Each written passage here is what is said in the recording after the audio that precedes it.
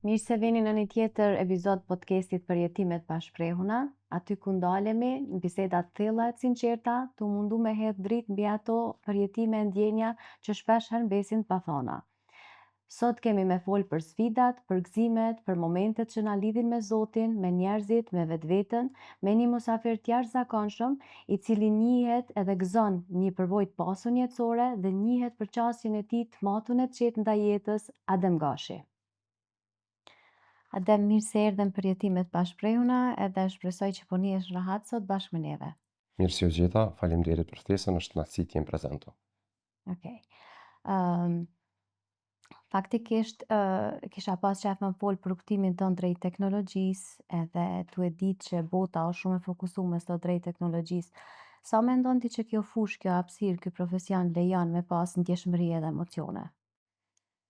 Me teknologji, unë kam fillu me u marrë qysh si fëmijë. Çdo pajisje që ka hinë në shtëpinë time, mas një kohë të përdorimit, pasionimi ka qenë me montu edhe me çmontu. Kjo vlen për radiotranzistorat, për magnetofonat, për VHS, video rekorderat. Dhe në lagjën ku jam rritur në Dardani, ajka e kënaqësisë të fëminisë, përveç lojës me top, kanë qenë edhe arcade games, ose fliperat, që kena thona. Aty ka ekzistuar Edi klubi, ka pas shumë lojra të ndryshme arcade. Për mu, nuk me natyrshmëri ka ardhur përfundimi i lojës, edhe nuk ka zgju kurreshtje. Kurreshtja ime është zgju prej qysh është marru loja, kush e ka marru, kush është përmas kësaj. Dhe kështu kam pas fatin që t'i përcjell edhe disa gjenerata të kompjuterave të ndryshëm të videolojrave, duke përfundu me zbulimin e pasionit tim për kompjuterin që ka ndodhur në zyrën e nanës time. Nana ime shkonte për të bërë kontabilitetin dhe faturimin aso kohë në mënyrë të msheft për entin e teksteve dhe mjeteve mësimore. Dhe aty unë e kam përvojën e parë me Pentium 1, ku thjesht programet që ishin aty zgjonin shumë interesim për mua. Kështu e kam përcjell preshe kompjuterin, ndreqe kompjuterin disa herë, dhe pas luftës në Kosovë që u shpërnda interneti, CD shopat, mundësia me marrë aplikacionet ndryshme, dhe në vitin 2002 kthehet prej Kanadës një shok i familjes sime, Shkumbin Korenica. Në Kanadë kish marrë përvojë shumë të madhe sa i përket internetit, webfaqeve, dhe kështu na së bashku filluam të krijojmë webfaqe të thjeshta. Aso kohë krejt që ka lype një programim është një kontakt form, emni mbi emni edhe në pyetje që e ki dedikuar kompanisë. Po kështu na i përcjellëm disa oferta që ishin treg dhe kish pak kompani që bënin websajta. Dhe në 2005 ka pata nderin të jem pjesë e akademisë së programimit e mundsuar nga kompania Kaktus, e financuar nga Microsofti. Aty përveç emancipimit edhe edukimit tem me persona të fushës të teknologjisë dhe software inxhinier tjerë, kemi pas fatin me punu për projekte të ndryshme, për qeverinë e Kosovës, për UNDP-n, për tregun lokal. Përvoja em ka zgjatë 4 vjet në Kaktus dhe pastaj kam kalu si themelues në kompaninë Abdek, si web specialist. Kam punu edhe për disa kompani tjera lokale, po ajo që më ka kategorizu mu ka qenë që nuk jam mjaftu me çka ka ofru tregu dhe çka ka kërku tregu lokal në Kosovë. Kështu që në 2019 kam vendos me mi provu aftësitë e mia në tregun ndërkombëtar, dhe në platformat Odesk dhe Elance kam fillu me marrë projekte. Tash këto dy platforma janë bashku dhe njihen si kompania Upwork. Më është mundsu me punu me digastere të ndryshme edhe me kompani të mëdha të ndryshme, me Airlines, American Airlines, me Oracle, me Apple, dhe për mos zgjatë shumë, që nga viti 2017 punoj si udhëheqës i departamentit të programimit në kuadër të kompanisë Blackshare, kompani që me selin në Londër dhe në Amerikë.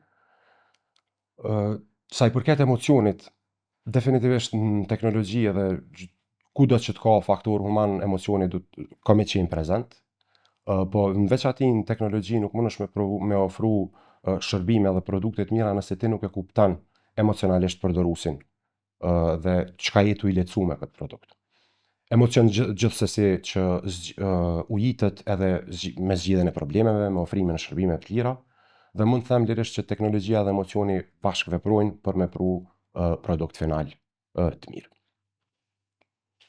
Unë jam afër, i përgjigjem lutjes së lutësit, kur ai më lutet. Kështu neve na ka folë Allahu. A ke pasti një moment tillë në jetë, ku e ke ndi fuqishëm prezencën e tij, edhe qysh t'ka bo mundje kjo përvojë? Momente tilla kam pas plot. Ajo që e veçoj është vizita ime në Hax për të kryer ritualin e Haxhit. Kjo ka ndodhur vitin 2009. Unë prej përvojës 4 vjeçare në Kaktus si zhvillues, u ngrita në pozitë dhe isha themelues i kompanisë Abdek, ndër themelues të kësaj kompanie. Dhe këtë ngritje në pozitë si besimtar unë zgjodha që ta falenderoj Zotin dhe ai më zgjodhi të jem prezent në Hax. Padyshim që të rituali i Haxhit është mbreslëns, po ajo që më shumë tim ka godit edhe që e mbajnë men qysh tash edhe mund me rikujtu shumë lehtë është shikimi i parë i çapës. Emocionet që t'i krijon ky shikim janë të paparashikueshme.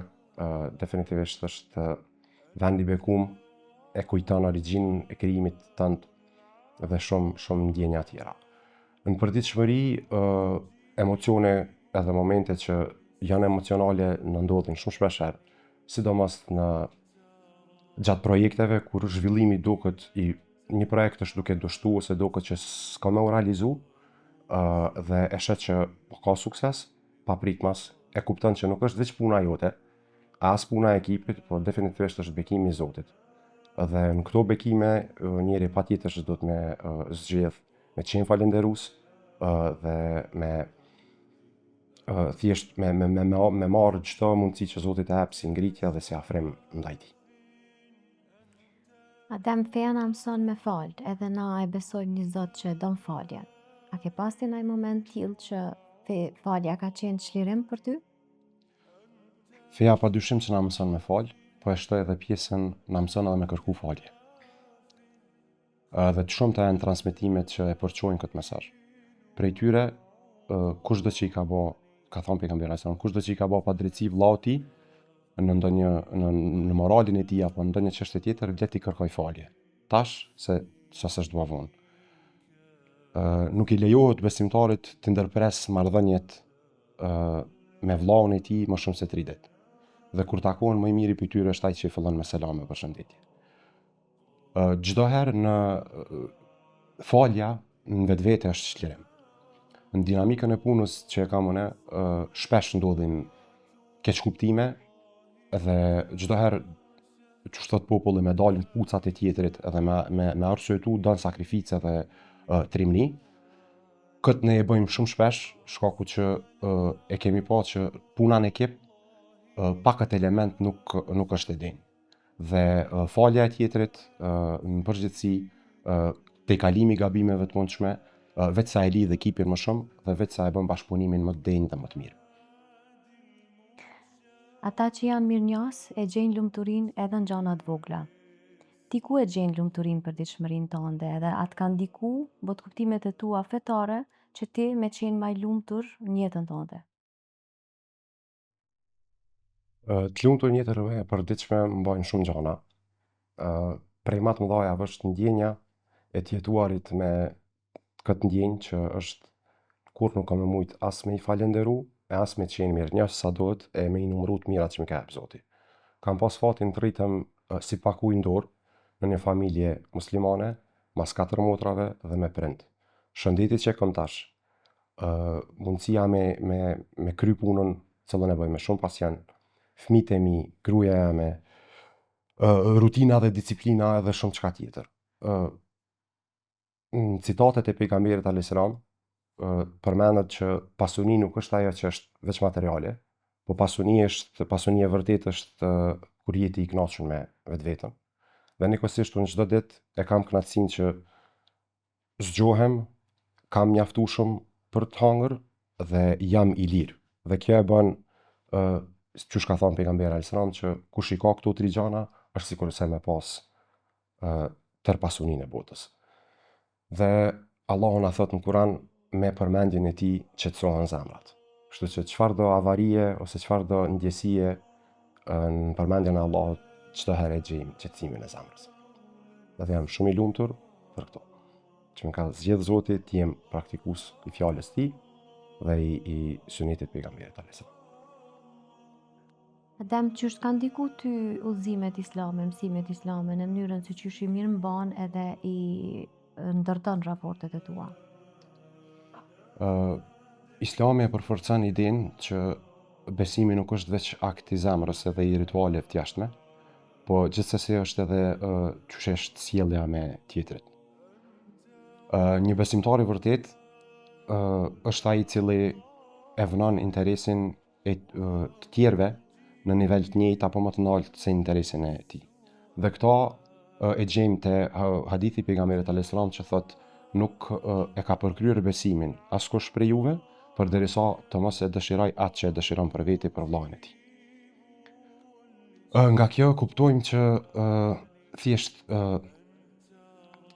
jepja përparësi tjetrit dhe ndërlidhja me raporte, ky hadith është projekt veti, nuk është sot e dje, duhet jetësohet çdo ditë dhe çdo herë te fqinjët, mirësjellja, mundësia me ndihmu, te familja do e mos çdo herë para tjerëve, family first, që thonë këta tjerët. Te unë Islami ka ndiku definitivisht që të kem parasysh edhe të bëhem më i mirë në këtë aspekt dhe të vënoj interesin e përbashkët para temit. Adem, qysh ka ndiku te ti udhëzimet islame në ndërtimin edhe mirëmbajtjen e raporteve? Bekimi më i madh që Zoti më ka jepur ka qenë në viti 2005 kur me lejen e tij unë udhëzova në Islam. Dhe prej atij momenti unë ndihem tërësisht i përmbushur. Kjo ka ndodhur në Ramazanin që ka qenë tetor aso kohe. Dhe thjesht ka mësu me qenë i kënaqur me çka jam, e ka mësu që është qëllimi i krijimit tim, nuk kam nevojë me bredh për një ideologji në tjetrën, e di që është kodi i jetës time, sistemi dhe disiplina që e kam. Dhe bekim tjetër padyshim është përmbushja e pjesës besimit, martesa ime me Venerën dhe fëmijët e mi Omari dhe Lisi dhe kështu me radhë. Prej urtësive më të mëdha në jetë është kur na reflektojmë mbi bamat tona. Prej përvojave tua dhe prej eksperiencës tënde, cili është mësimi më madhor që e kishe përcjell sot e dëgjuesit? Këmbgulja dhe përullësia janë thelbësore, pavarësisht sa të aftë bëheni dhe sa të arrini në jetë, qëndroni me këmbë në tokë. Mësoni nga çdo mundësi që e keni, sepse kjo ju jep rritje të vazhdueshme dhe qëllime kuptim plota. Jeni vetvetja dhe jeni krenar me atë që jeni. Gara e vetme që vlen me e fitu është gara me vetën tuaj. Në aspektin e teknologjisë, ju tregoj gjithëve që inteligjenca artificiale do të jetë dita ditës më e pranueshme dhe në çdo sferë, kështu që për programerat e ri edhe për developerat, gjithsesi merruni me inteligjencën artificiale sepse do të ndryshoj jetën në të ardhmen. Jena në revolucionin e 5 të teknologjisë dhe të industrisë. Ty si besimtar, kur përballesh me vështirësi, çka të mban me shpresë dhe çka të frymëzon me vazhdu tutje? Feja, së bashku me mbështetjen që e marr prej familjes dhe prej kolegëve, më jep forcë. Besimi se çdo sfidë është mundësi e re për ngritje, për të mësuar, dhe ndikimi pozitiv që mundet me pas puna ime tek tjerët është ajo që më frymëzon dhe më jep motiv të vazhdoj tutje. Çdo vështirësi është e përkashme, sikurse bota në cilën jetojmë tani. Kështu që çdo gjë do të kaloj. Për gjithë ata që na dëgjun, faleminderit që ishit pjesë e kësaj bisede të tillë. Mos harroni që edhe në momentet më të vështira gjithmonë ka shpresë dritë për ata që e kërkojnë. Na dëgjohemi në episodin e radhës me rrëfime të tjera. Deri atëherë, kujdesuni për zemrën dhe shpirtin e juve. Mirupafshim.